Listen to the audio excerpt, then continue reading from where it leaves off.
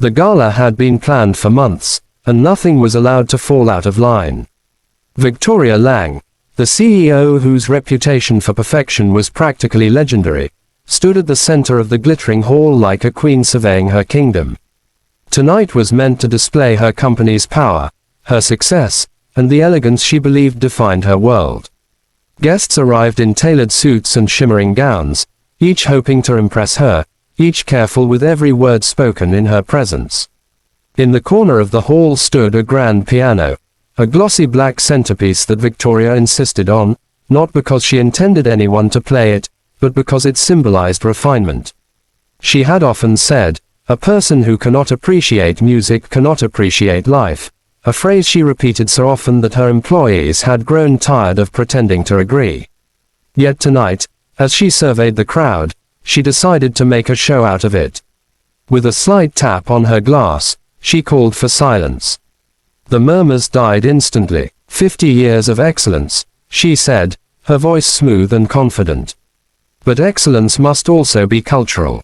Tell me, is there anyone here who can play Chopin? Any true artist among us? Her eyes swept over the room, lingering on executives who looked away nervously, desperate not to be chosen. Then a sound broke the tension. Not laughter, not applause, but a quiet voice from the back. "I can play." Heads turned toward the janitor, Samuel. His gray uniform was in stark contrast to the glittering guests.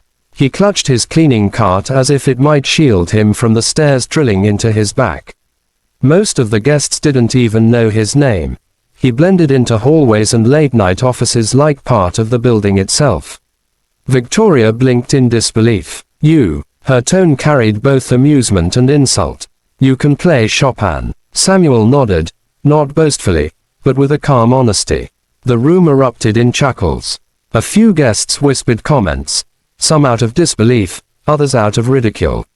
But Samuel didn't flinch. Something in his posture suggested he had endured far worse than laughter. Victoria smirked. "Very well, if you can truly play Chopin, not bang on the keys, but play, then I'll make you an offer." She paused, letting the suspense thicken. "I'll marry you." Gasps spread across the hall. It was meant as a joke, a ridiculous challenge designed to embarrass him. Everyone waited for Samuel to back down. Instead, he approached the piano and sat slowly, as though easing into a memory. The moment his fingers touched the keys, the room changed.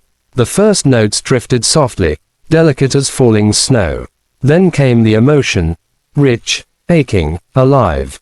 The melody of Chopin filled the hall with a depth none of the elite guests had expected.